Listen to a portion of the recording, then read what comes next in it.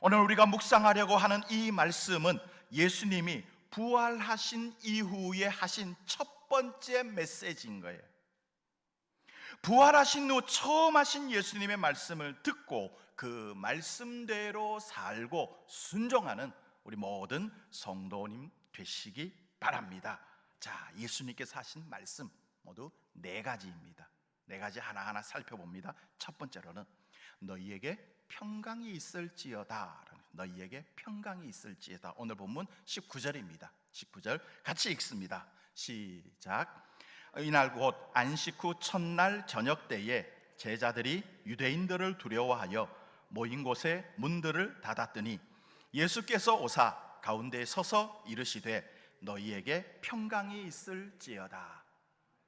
아침나절의 제자들 막달라 마리아를 통해서 주님의 부활 소식이 들었습니다. 그런데 그들은 믿지 않았지요. 그래서 그들은 한 곳에 모여서 문을 꼭꼭 걸어 잠그고 하루 종일 두려움에 벌벌 떨고 있었습니다. 왜 그렇습니까? 예수님의 시신이 없어졌기 때문입니다. 예수님은 평소 부활하신다라고나 말씀을 하셨습니다. 그래서 예수님의 시신을 제자들이 훔쳐가서 감추고 부활했다라고 하는 소문을 낼 것이라고 두려워한 것입니다. 그래서 자신들이 핍박할 것 같아서 문을 꼭 잠그고 하루 종일 벌벌 떨고 있었던 것이에요. 그때 주님이 이들 가운데 나타나신 것입니다. 부활하신 주님께서 제자들에게 가장 먼저 하신 말씀 뭡니까? 너희에게 평강이 있을지어다. 너희에게 평강이 있을지어다. 벌벌 떨고 있는 사람들에게 평강하라라고 말씀하고 있는 것이죠.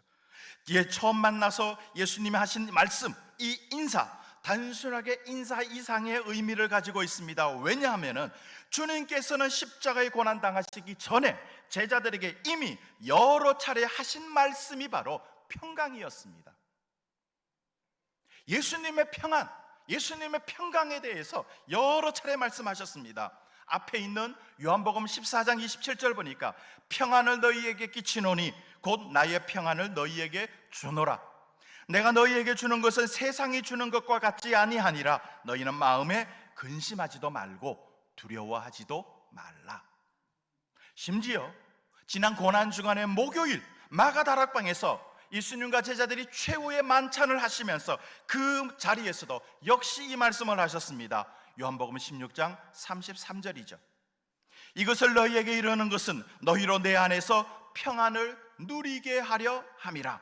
세상에서는 너희가 환난을 당하나 담대하라. 내가 세상을 이기었노라. 예수님을 믿는다라고 해서 무조건 평안하게 잘 사는 것만은 아닙니다. 오히려 이 세상에서 환난을 당할 때도 있습니다.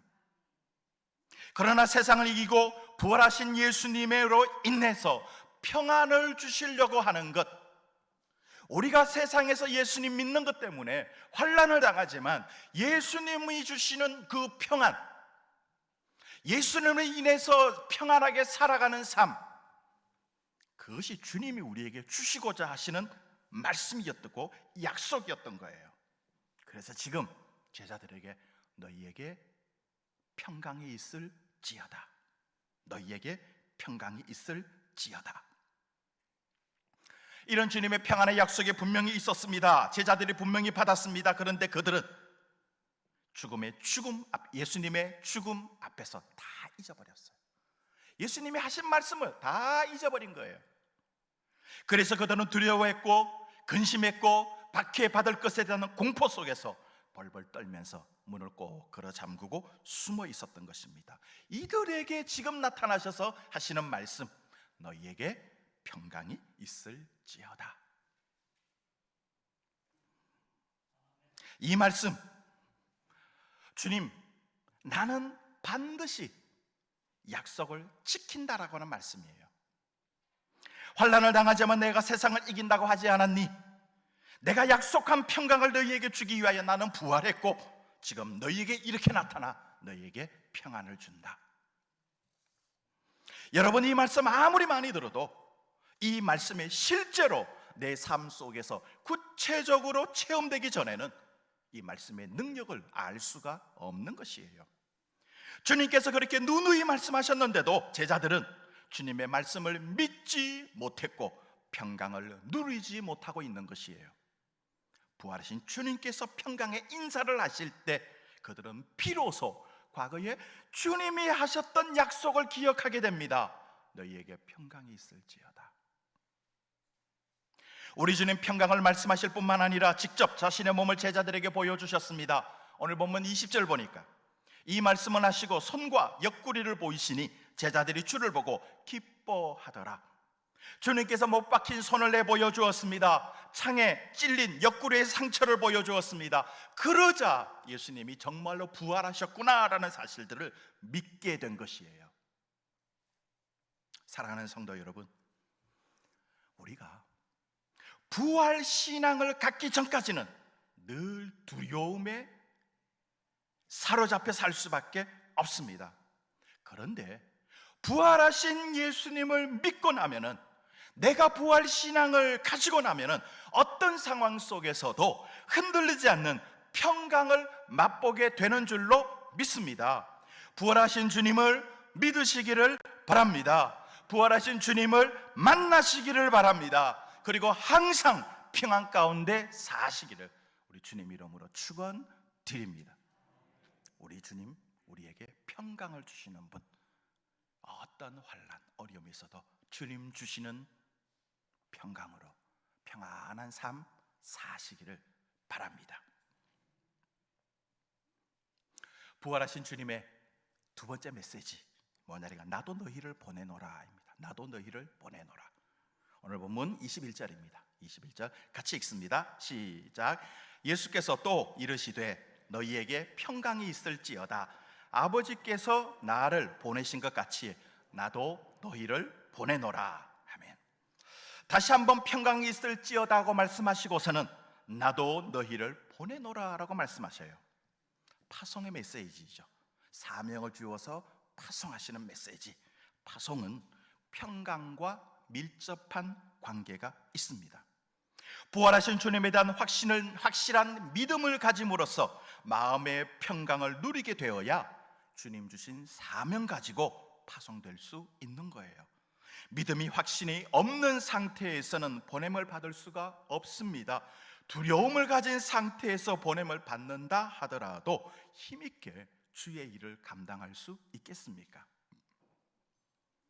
그런데 마음의 평강을 누리게 되었다면, 믿음의 확신을 가지게 되었다면, 하나님의 은혜로 문제가 해결되고 상처가 치유되고 회복되었다면, 이제는 보내심을 받고 나가서 주님의 일을 감당해야 하는 것이에요. 하나님께서 왜 나 같은 죄인을 구원하셨을까요?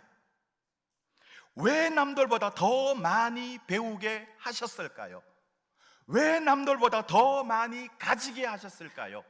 왜 남들보다 더 건강을 주셨을까요? 왜 남들보다 더 여유 있게 하셨을까요? 그것 가지고 하나님의 일하라는 것입니다. 하나님의 일하라시고, 부활하신 주님은 제자들에게 세상으로 나가서 부활하신 주님을 전하라는 것이에요. 지금까지는 문을 걸어 잠그고 숨어 지냈지만 이제부터는 하나님의 나라의 복음을 전하고 부활하신 예수님을 전하라는 것이에요. 이것이 하나님께서 예수님을 이 땅에 보내신 이유였습니다. 이것이 하나님 예수님께서 공생애를 시작하시면서 그 어떤 일보다도 제자들을 선택하셨고 그들을 훈련시킨 이유였습니다. 예수님이 이 땅에 계속해서 하시는 것이 아니라 공생의 사역을 마치고 십자가에 죽으시고 부활하신 이후에 곧바로 승천하십니다. 이 땅에 남겨둔 제자들에게 사명을 주셔서 보내신 거예요. 그래서 나도 너희를 보내노라. 한 성부 하나님께서 예수님을 이 땅에 보내셔서 이 땅의 모든 사역을 하시기에 하셨던 것과 같이 예수님도 이제 제자들에게 사명을 주어서 이 세상으로 보내십니다. 우리도 마찬가지예요. 우리가 예수님의 십자가의 보혈로 구원을 받았다라면, 우리가 예수님의 부활을 믿는다라면, 그래서 하나님 나라 천국에 대한 소망을 가지게 되었다라면 이제부터는 세상으로 나아가야 하는 것입니다. 하나님께서 나를 선택하시고 구원하실 때에는 하나님을 위해서 내가 해야 할 일이 있기 때문이에요. 내가 아직 살아있다라고 하는 것은 내가 감당해야 할 사명이 있다라는 것입니다. 사명을 다 감당했을 때에 주님은 나를 불러 가실 것입니다.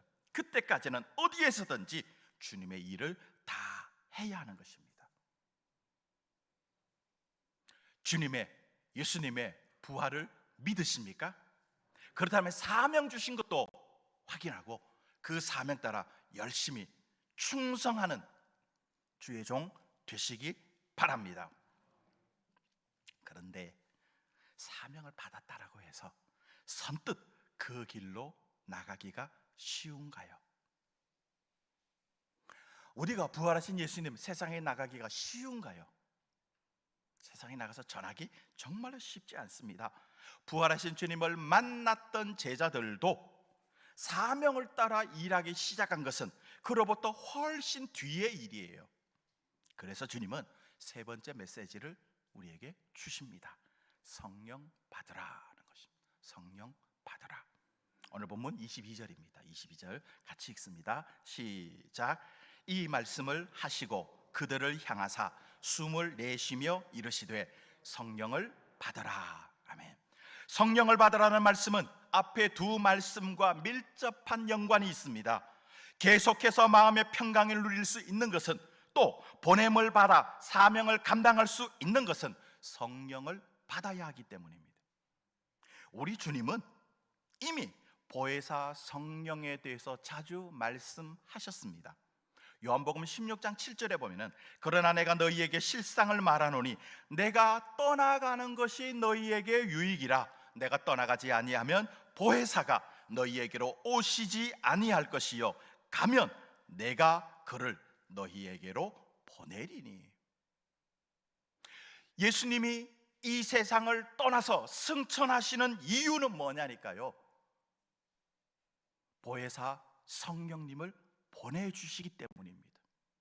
이것이 제자들에게 더 유익이고요, 이것이 우리에게 더 유익이 된다라는 것이에요. 왜냐하면 예수님께서 하셨던 일을 계속하기 위해서는 성령님이 필요한 거예요. 그래서 부활하신 예수님께서 제자들에게 이것을 다시 한번 기억나게 하신, 성령을 받아라. 이미 과거에 여러 번 성령에 대해서 말씀하셨던 예수님께서 내가 이제 승천하게 되면 성령을 보내어주겠다. 성령 받아라. 성령 충만 받아라 라는 것이죠.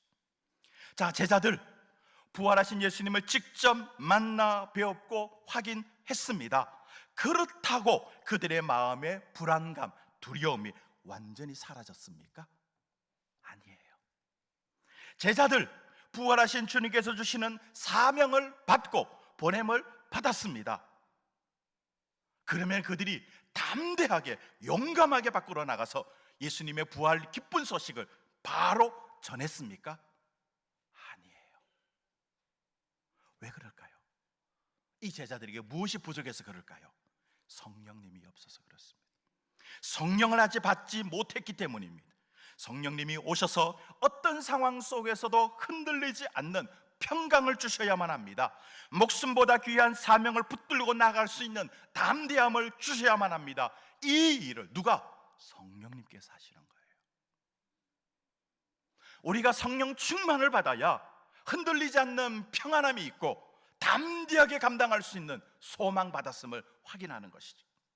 실제로 제자들 오순절 성령 강림 사건으로 성령 체험하고 나서는, 성령을 받고 나서는 불안에 숨어있던 것을 다 떨쳐냅니다. 그 직전에 예수님이 승천하시면서 하신 말씀이 있습니다. 사도행전 1장 8절에 보니까 오직 성령이 너희에게 임하시면 너희가 권능을 받고 예루살렘과 온 유대와 사마리아와 땅 끝까지 이르러 내 증인이 되리라. 실제로 그들이 성령을 받고 나서, 성령 체험을 받고 나서 권능을 받습니다. 그들은 사명대로 담대히 나가서 복음을 전하기 시작합니다. 성령 받아야 모든 일이 가능한 거예요. 성령 충만해야 주님 주신 사명 감당할 수 있는 것입니다. 성령 충만하셔서 늘 평안하시고 주신 사명 잘 감당하는 자 되시기 바랍니다. 그런데 이것이 전부가 아니에요. 이것이 전부가 아니에요. 부활하신 주님께서 주시는 네 번째 메시지가 있습니다. 네 번째 메시지, 용서하라는 것입니다. 용서하라. 오늘 보면 23절입니다. 23절 같이 읽습니다. 시작. 너희가 누구의 죄든지 사하면 사하여질 것이요 누구의 죄든지 그대로 두면 그대로 있으리라. 죄는 사람들이 저지르는 실수, 잘못을 이야기합니다. 이 세상의 그 어떤 사람도 이 죄에서 자유로울 수는 없습니다. 주님의 제자들이라 하더라도 마찬가지입니다. 사람들은 실수하게 되어 있고 누군가에게 잘못할 수 있습니다. 평생 실수하지 않고 잘못하지 않고 완벽하게 살아가는 사람, 이 세상에 단 한 사람도 없습니다. 문제는 뭐냐니까요. 내가 어떻게 하면 죄를 짓지 않는 완벽한 사람이 되느냐가 아니라 죄를 짓게 되는데 그 이후에 그 죄에 대해서 어떻게 반응할 것이냐라는 거예요. 사람은 누구나가 죄를 지을 수밖에 없는데 죄를 짓고 나서 그 죄를 어떻게 하느냐라는 거예요. 주님 말씀하십니다. 용서하라고요. 용서하라고요. 너희가 용서하면 용서가 될 것이지만 용서하지 않기 때문에 죄가 그대로 있다라는 거예요. 그래서 먼저는 나 자신의 죄를 내가 용서해야만 돼요. 물론 예수님께 앞에서 회개해야 하는 것 당연한 것입니다. 하나님이 예수님 그리스도를 십자가에 못 박아서 피 한 방울 다 흘려주신 보혈 무엇입니까? 우리의 모든 죄들을 대속해 주시기 위함 아닙니까? 그런데 어떤 사람들은 하나님이 나를 용서하셨다고 하더라도 나는 나를 용서할 수 없어 라고 하는 사람이 있어요. 자신이 한때 지은 그 죄와 실수 때문에 그걸 용서하지 못하고 평생 죄책감에 시달리는 사람이 있습니다. 하나님께서 내 죄를 용서하셨는데도 불구하고 만일 내 자신이 지은 죄로 인해서 평생 죄책감에 고통을 당하며 살아가고 있다라고 한다면 얼마나 불쌍한 인간인가요? 제가 부목사 시절에 경험이 있습니다. 교회 집사님이었는데요, 한 60이 넘은 집사님이셨습니다. 신방을 갔는데 저에게 이런 고백을 하더라고요. 목사님, 제가 살인죄를 지었습니다 라는 거예요. 임신을 했는데 자기가 원치 않는 임신이라서 낙태를 했다라는 거예요. 그것 때문에 지금까지 죄책감으로 괴롭다라는 것입니다. 제가 물어봤습니다. 회개하셨냐고요? 회개는 했답니다. 그런데 죄책감이 사라지지 않는다라는 거예요. 그래서 다시 한번 기도하고 예수님께서 십자가의 보혈로 용서해 주셨으니까 이제는 다시는 죄책감 갖지 마라고 말씀을 드렸던 기억이 납니다. 혹시 여러분에게 용서하지 못하는 그런 일이 있습니까? 회개하고 자신을 용서하십시오. 용서하면은 죄가 용서됩니다. 죄를 용서하지 않기 때문에 늘 죄가 내 인생의 발목을 잡고 있는 것이에요. 또 다른 사람의 죄도 용서해 주어야 합니다. 내가 불완전한 존재이듯이 다른 사람도 불완전합니다. 다른 사람도 죄를 실수할 수 있고 죄 지을 수 있습니다. 그것 때문에 내가 상처를 받을 수도 있고요, 그것 때문에 내가 개인적으로 손해를 볼 수도 있습니다. 그러나 하나님께서 내 죄를 용서해 주셨듯이 그 사람의 죄도 용서해 주셨습니다. 하나님께서 나를 사랑하시듯이 하나님께서 그 사람도 사랑하세요. 하나님께서 나를 구원하셨듯이 하나님께서 그 사람도 구원해 주셨어요. 그렇다면은 그 사람을 향한 하나님의 용서를 내가 받아들여야죠. 용서는 내가 해주는 것은 아닙니다. 하나님이 용서해 주신 것을 내가 받아들여야 하는 것이에요. 그래야 내가 마음이 편해지는 건 아닌가요? 문제는 그게 말처럼 쉽지 않다라는 것입니다. 용서가 되지 않는다라는 거예요. 용서하기로 작정하면은 죄가 용서되는데 용서하고 싶지 않은 것이에요. 그래서 그 사람의 죄가 여전히 나를 괴롭히고 있습니다. 주님이 이렇게 말씀하십니다. 너희가 다른 사람의 죄를 용서하면 그 죄가 영원히 사라질 것이다. 너희 죄가 용서하지 않으면 그 죄를 가지고 무엇을 하려느냐. 이게 요한복음 20장 23절의 말씀이 메시지 성경을 제가 읽어드렸습니다. 너희가 죄를 용서하지 않으면 그 죄를 가지고 무엇 하려느냐. 남이 나에게 죄를 지었고 남이 나에게 잘못했고 남이 나에게 실수한 것 그것 하나 가지고 내가 용서해 주지 못하고 지금까지 나를 괴롭게 하고 있다라면 그 죄 가지고 무엇을 하려느냐는 것이죠. 계속해서 상처만 주는 것밖에 되지 않겠습니까? 아니면은 복수심을 불태우는 것? 죄를 가지고 할 수 있는 것은 아무것도 없습니다. 다른 사람의 죄를 가지고 내가 손해만 보지 나에게 유익되는 것이 하나도 없어요. 그래서 다른 사람의 죄, 내 죄 모든 것은 다 용서해 주는 거예요. 다 내다 버리는 것입니다. 참으로 지혜로운 사람은 죄가 근본적으로 나를 괴롭히지 못하게 하는 것입니다. 과거의 죄가 나의 삶 속에 상처를 주지 않도록 아예 없애버리는 것이에요. 그게 바로 용서인 것입니다. 자신의 죄를 용서하시기를 바랍니다. 다른 사람의 죄도 용서하시기 바랍니다. 그리고 그 죄를 여러분의 삶에서 완전히 제거해 버리십시오. 더 이상 여러분을 괴롭히지 못하도록. 이게 바로 신앙을 가진 사람의 믿음의 놀라운 지혜입니다. 그런데 이것을 지식적으로 압니다. 지식적으로 동의도 합니다. 그런데 실제로 용서가 쉬운가요? 머리로는 알아요. 그런데 마음으로 가슴으로 잘 되지 않아요. 이게 우리의 모습 아닙니까? 그래서 주님께서 용서하라는 말씀을 성령 받으라는 말씀 바로 직후에 하신 것이에요.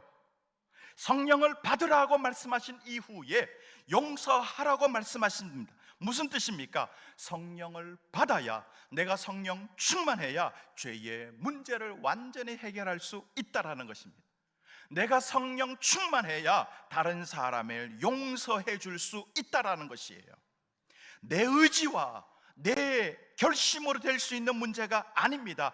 진정한 용서는 성령님께서 내 삶을 통치하고 다스릴 때 가능합니다. 내가 나를 통치하고 다스리는 것이 아니라 성령님께서 나를 통치하고 다스릴 때에 그 성령님의 인도대로 순종하면은 용서가 가능한 거예요. 그래서 우리는 성령 충만 받는 것입니다. 자신이 지은 실수와 잘못으로 인해서 괴로워하시는 분들이 있으십니까? 성령 충만 받으시기 바랍니다. 성령의 능력으로 여러분 자신의 모든 것들을 용서하십시오. 혹시 다른 사람이 지은 죄로 인해서 내가 상처받고 그것 때문에 손해보고 마음 아파하는 분 계십니까? 성령 충만 받으시기 바랍니다. 성령의 능력으로 그 사람의 모든 죄도 용서하십시오. 하나님이 여러분을 사랑하시는 만큼 하나님께서 그 사람도 사랑하십니다. 주님의 십자가는 여러분을 위한 것이기도 하지만 또한 그 사람, 죄 지은 그 사람을 위한 것이기도 한 것이에요. 하나님은 여러분을 용서하기 원하시는 만큼 그 사람도 용서하길 원하십니다. 그런데 하나님이 용서하셨는데도 불구하고 내가 용서하지 못하겠다고 고집 부리는 것, 이게 바로 불신앙이죠. 용서하십시오. 그러면 제가 영원히 사라지는 줄로 믿습니다. 내가 용서하지 않기 때문에 죄가 그대로 살아있는 것이에요. 그 죄를 가지고 그 죄를 붙들고 무엇 하시려고 하십니까? 놓아버리십시오. 십자가 아래에 내려놓으십시오. 하나님의 용서를 받아들이시고 용서하십시오. 이것이 부활하신 주님을 믿는 진정한 성도의 모습입니다. 사랑하는 성도 여러분, 예수님이 부활하신 것 믿으십니까? 예수님이 말씀하신 것 그대로 순종하시기 바랍니다. 예수님이 부활하셔서 처음 제자들을 만나서 네 가지 말씀을 하셨어요. 자, 무엇입니까? 첫 번째, 첫 번째 무엇이죠? 평강이 있을지어다. 두 번째, 나도 너희를 보내노라. 나도 너희를 보내노라. 세 번째, 성령 받으라. 네 번째, 용서하라.